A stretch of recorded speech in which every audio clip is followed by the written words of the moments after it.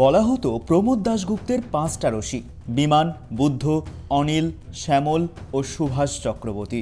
বাম বা বিশেষ করে সিপিআইএমের ছাত্র যুব আন্দোলনের মুখ ছিলেন তারা। পরবর্তী সময়ে বর্তমান সিপিআইএমের রাজ্য সম্পাদক যুব আন্দোলনের ফসল।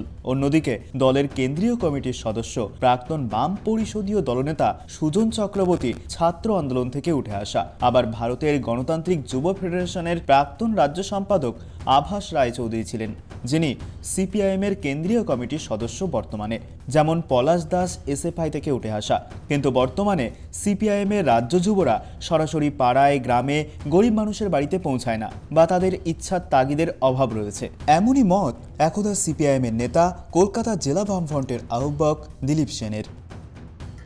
আমি সুতরাং এই অবস্থার বিরুদ্ধে যদি লড়তে হয়, লড়াই করতে হয়, আমি একটা অভিজ্ঞতার কথা বলি। আপনি যখন ছোট ছিলাম তখন এই যে ছাপাখানার আবিষ্কার, মুদ্রণ আবিষ্কার, এই নিয়ে মানুষের মধ্যে একটা বিরাট প্রতিক্রিয়া ছিল।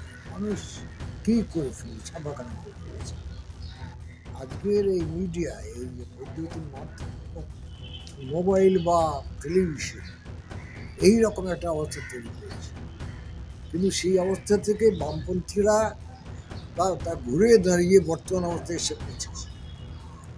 তা আজকের এই পরিস্থিতির মধ্যে কাজ করার জন্য যে পদ্ধতি, সেই পদ্ধতি you shall have to find out. একসময় 235 বিধায়ক ও 61 জন সাংসদ নিয়ে গর্ব করা সিপিআইএম তথা বামফ্রন্ট আজ শূন্য। এই অবস্থায় সম্মেলনের আলোচনা পাতার পর পাতা মিনিটস করে আদতে কি সংসদীয় গণতন্ত্রে প্রতিনিধিত্ব জানাতে পারবেন বর্তমান সিপিআইএমের যুব নেতৃত্ব? প্রশ্ন সংগঠনের অন্দরেই। ত্রয়ন চক্রবর্তীর রিপোর্ট, ট্রাইব টিভি বাংলা।